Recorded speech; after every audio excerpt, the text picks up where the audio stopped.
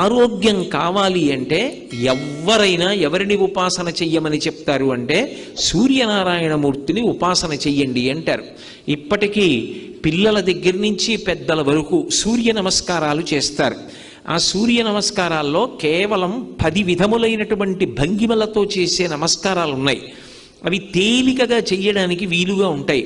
ఆ సూర్య నమస్కారం చెయ్యడం కేవలము శరీరమునకు ఆరోగ్యం ఇవ్వడానికి ఒక్కదానికే కాదు, ఆ సమయంలో సూర్య బింబాన్ని ఉపాసన చేస్తారు మనసుతో.